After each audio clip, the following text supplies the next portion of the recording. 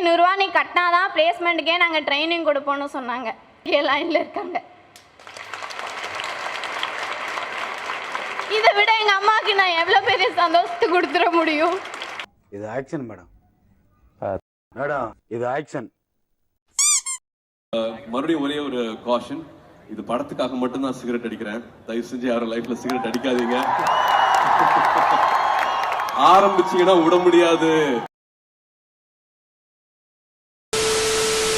കാർത്തിക് സുബ്ബരാജിനെ പോലെ ഒരു യങ് ടാലന്റിനൊപ്പം തൻ്റെ ഇഷ്ടനായകനെ ഒരുമിച്ചൊരു പടം ചെയ്യണമെന്ന് ആഗ്രഹിക്കാത്തവരായി ആരും തന്നെ ഉണ്ടാകില്ല.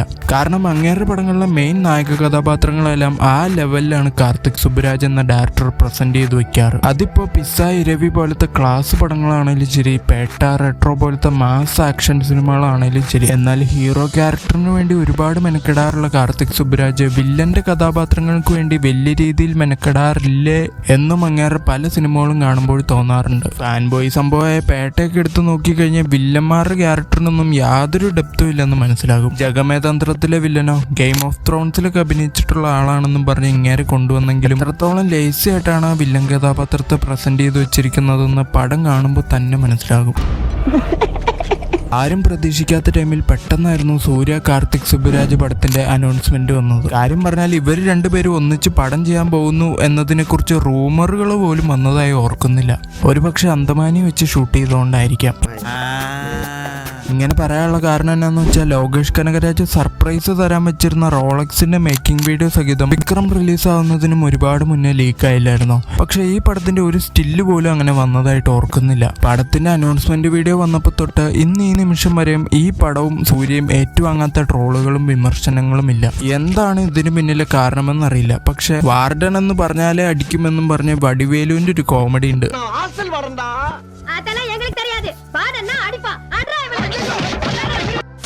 അതേപോലെ തന്നെ സൂര്യ എന്ന പേര് കേട്ടാൽ തന്നെ ട്രോളണം, വലിച്ചു കയറണം എന്നും പറഞ്ഞ് നടക്കുന്ന ഒരുപാട് പേരുണ്ട്. ഇതിന് വഴിയൊരുക്കിയതിൽ സൂര്യക്കും അങ്ങേരെ ചുറ്റിപ്പറ്റിയുള്ളവർക്കും നേരിട്ടല്ലാത്തൊരു പങ്കുണ്ടെന്നും ഇടയ്ക്ക് തോന്നാറുണ്ട്. കാരണം 10 വർഷത്തിലധികമായി താൻ ബോക്സ് ഓഫീസിൽ വളരെ പിന്നാക്കം നിൽക്കുകയാണെന്ന് സത്യം അറിയാമായിരുന്നിട്ടും തിയേറ്ററിൽ റിലീസാക്കിയിരുന്നെങ്കിൽ വൻ വിജയമായി മാറേണ്ടിയിരുന്ന 2 പടങ്ങളെയും കൊണ്ട് OTTക്ക് കൊടുത്തു. ഇതിലേതെങ്കിലും ഒരു പടം അന്നേ തിയേറ്ററിൽ ഇറക്കിയിരുന്നെങ്കിൽ ഇന്ന് ഇങ്ങേറെ തിരിച്ചുവരവിന് വേണ്ടി ഇത്രയധികം കാത്തുകെട്ടി കിടക്കേണ്ട അവസ്ഥ ഒരു സൂര്യ ഫാനും വരില്ലായിരുന്നു. എന്നിട്ട് തിയേറ്ററിൽ ഇറക്കി വിട്ടതോ ഇജാതി സീരിയല് പോലത്തെ പടവും.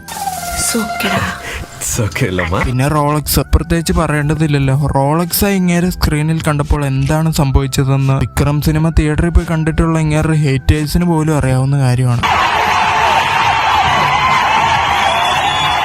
അങ്ങനെ ഹേറ്റേഴ്സ് പോലും ഒരു വിധത്തിൽ മയപ്പെട്ടു വരുന്ന സമയത്താണ് 10ാം നൂറ്റാണ്ടിൽ നിന്ന് ഇതുവരെ മണ്ടി കിട്ടാത്ത ശിവ എന്നൊരു ഡയറക്ടറിനൊപ്പം സൂര്യ കൈകോർക്കുന്നത്. പിന്നെ എന്ത് സംഭവിച്ചെന്ന് പ്രത്യേകം പറയേണ്ടതുണ്ടോ? ഇങ്ങനെ 10 വർഷങ്ങളായിട്ട് പടം പൊട്ടിച്ചപ്പോൾ പോലും ഇത്രയധികം ട്രോള് വാരി കൂട്ടിയിട്ടുണ്ടോ എന്നറിയില്ല. ഇത്രയധികം ട്രോളുകളാണ് ഈ ഒരൊറ്റ കൊളാബിലൂടെ സൂര്യ സമ്പാദിച്ചു കൂട്ടിയത്. അതും രാജമൗലി പണ്ട് മഗധീരയുടെ സ്ക്രിപ്റ്റുമായി വന്നപ്പോൾ അങ്ങേരെ ഓടിച്ചു വിട്ടിട്ട് മഗധീരയുടെ അതേ കഥ തന്നെ ഉൾട്ടയാക്കി എടുത്തുകൊണ്ട് വന്ന ശിവയ്ക്കും ഒക്കെ പറഞ്ഞിട്ട് ആ പടത്തെ പ്രൊമോട്ട് ചെയ്യാൻ രാജമൗലിനെ തന്നെ കൊണ്ടുവന്നതൊക്കെ പീക്ക് ലെവൽ പണ്ണലായിരുന്നു. പടത്തിന്റെ പ്രൊഡ്യൂസർ ആണെങ്കിൽ എവിടെ പോയാലും അവരോടൊക്കെ ഈ പടം 1000 കോടി അടിക്കും, 2000 കോടി അടിക്കും, വേണ്ടി വന്നാൽ 5000 കോടി അടിക്കും എന്ന് വരെ പറയാൻ തുടങ്ങി. எல்லார் கையிலயும் இன்னைக்கு வந்த பாஸ் இருக்குன்னு நினைக்கிறேன்.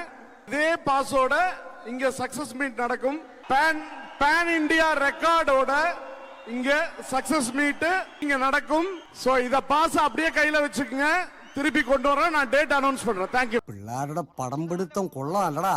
പിന്നെ ആശാന്റെ മുഖം നന്നായി പതിഞ്ഞിട്ടുണ്ട്. ഈ പടത്തിൽ അങ്ങനെ വാ പുളക്കാന്തൊക്കെ എന്ത് VFX ആയിരുന്നു ഉണ്ടായിരുന്നത്. ഞങ്ങളാരും തന്നെ ആ സമയത്ത് പടം കണ്ടിട്ടില്ലായിരുന്നെന്ന് വെക്കാം. പക്ഷെ പടത്തിന്റെ അണിയറ പ്രവർത്തകർ എന്ന നിലയ്ക്ക് ഈ പടമൊക്കെ നിങ്ങളൊരു 10-15 തവണയെങ്കിലും കണ്ടിട്ടുണ്ടാവുമല്ലോ. ഇതിലേത് ഭാഗത്തെ VFX വർക്ക് കണ്ടിട്ടാണോ അണ്ണം വാ പുളക്കൂന്നൊക്കെ പറഞ്ഞത്? അതിന്റെ വക ഊക്ക് വേറെയും. ഇതിനിടയ്ക്ക് സപ്പോർട്ട് ചെയ്യുകയാണെന്നും പറഞ്ഞ് ജ്യോതിക ഒരു സൈഡ്, ഞാനും സപ്പോർട്ട് ചെയ്യാമെന്നും പറഞ്ഞ് അങ്ങേറെ അച്ഛനൊരു സൈഡ്. അങ്ങനെ സപ്പോർട്ട് ചെയ്യുകയാണെന്നും പറഞ്ഞ് കുടുംബക്കാര് കാരണം ഇത്രയേറെ ട്രോള് വാരിക്കൂട്ടിയ വേറെ ഏതെങ്കിലും സെലിബ്രിറ്റി ഉണ്ടോയെന്നറിയില്ല. സൂര്യ എന്ന വ്യക്തി ഒരുപാട് നല്ലവനായിട്ടിരിക്കുന്നു എന്നതും അങ്ങേർക്ക് ഒരുപാട് ഹേറ്റേഴ്സിനെ സമ്പാദിച്ചു കൊടുക്കുന്നു. നല്ലവനായിരിക്കുന്നത് വളരെ നല്ല കാര്യമാണ്. പക്ഷെ നല്ലവനായിരിക്കുക ரொம்ப നല്ലവനായിരിക്കാതെ എന്ന് സൂപ്പർ സ്റ്റാർ പറഞ്ഞത് കറക്റ്റായ കാര്യമാണ്. நல்லவனா இரு, ரொம்ப நல்லவனா இருக்காத.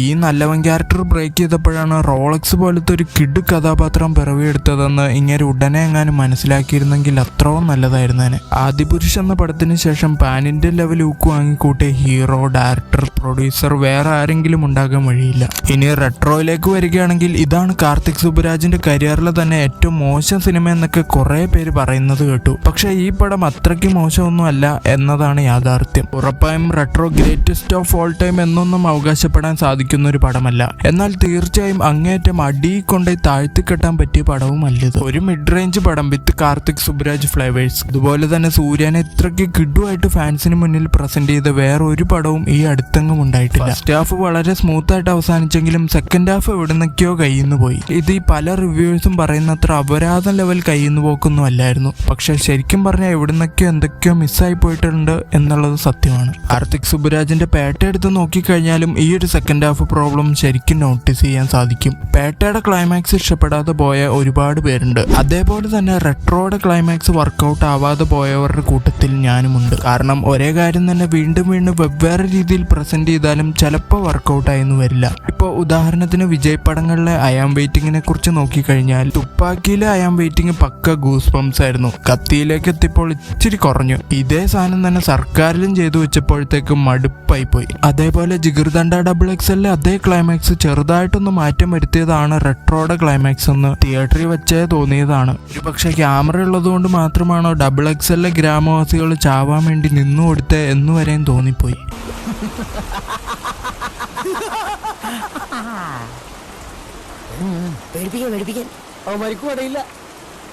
പടത്തിലെ ഓരോ ആക്ഷൻ സീക്വൻസിനും വേണ്ടി എത്രത്തോളം മെനക്കെട്ടിട്ടുണ്ടെന്നുള്ള കാര്യം നമുക്ക് സ്ക്രീനിൽ വളരെ വ്യക്തമായി തന്നെ കാണുവാൻ സാധിക്കുന്നതാണ്. പൂജയുടെ കരിയറിലെ തന്നെ വൺ ഓഫ് ദി ബെസ്റ്റ് എന്ന് പറയാൻ പറ്റിയ കഥാപാത്രമാണ് ഈ പടത്തിൽ അവർക്ക് കിട്ടിയത്. സൂര്യയുടെ പെർഫോമൻസിനെ കുറിച്ചൊന്നും പ്രത്യേകിച്ച് എടുത്തു പറയേണ്ട ആവശ്യമില്ല. അങ്ങേരുടെ കരിയറിൽ തന്നെ ഏറ്റവും മോശമെന്ന് ഫാൻസിന് പോലും തോന്നിയ ഒരു കഥാപാത്രം ഉണ്ടെങ്കിൽ അത് ഈ കങ്കുവേല ഫ്രാൻസിസ് ആയിരിക്കും. ഈ ഒരു കഥാപാത്രത്തെ ശിവ പണി നശിപ്പിച്ചു വെച്ചിരിക്കുന്നത് കാണുമ്പോഴാണ് കാർത്തിക് സുബരാജൊക്കെ റെട്രോയിലെ സൂര്യയുടെ ക്യാരക്ടറിനെ എത്രത്തോളം പെർഫെക്റ്റ് ആയിട്ടാണ് പോർട്രേ ചെയ്തു വെച്ചിരിക്കുന്നതെന്ന കാര്യം മനസ്സിലാവുള്ളൂ. തീർച്ചയായും ഓരോ സൂര്യ ഫാൻസിന്റെയും ഏറ്റവും ഫേവറേറ്റ് കഥാപാത്രങ്ങളിൽ ഒന്നായിരിക്കും ഈ പാരിവേൽ കണ്ണനും. കാർത്തിക് സുബരാജിന്റെ സംവിധാനത്തിൽ ഇനിയും ഒരു പടം കൂടി വരണം എന്ന് ആഗ്രഹിക്കുന്നവരായിരിക്കും ഏറെയും. പിന്നെ ഈ പടത്തിൽ ഇവരെല്ലാവരെയും പോലെ തന്നെ ഏറ്റവും കൂടുതൽ എഫേർട്ട് ഇട്ട് വർക്ക് ചെയ്ത ഒരു വ്യക്തിയാണ് സന്തോഷ് നാരായണൻ. അതിപ്പോ പാട്ടുകളാണേലും ശരി, BGMകളാണേലും ശരി, എല്ലാം ഒരേ പൊളി. പല കാരണങ്ങൾ കൊണ്ട് സൂര്യനെ വെറുക്കുന്ന ഒരുപാട് പേരുണ്ടായിരിക്കും. എന്നിരുന്നാലും ഇങ്ങേറെ മോശ സമയത്ത്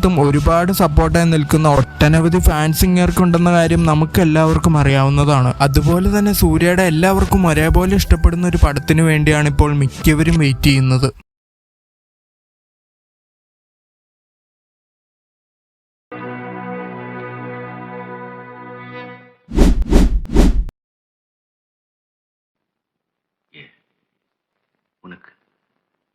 உனக்கு எப்படி நன்றி சொல்ல முடியும்?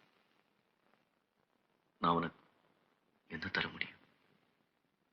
எதுவும் வேணாம். என்கிட்ட ஒன்னே ஒண்ணுதான் இருக்கு, என் உயிர்.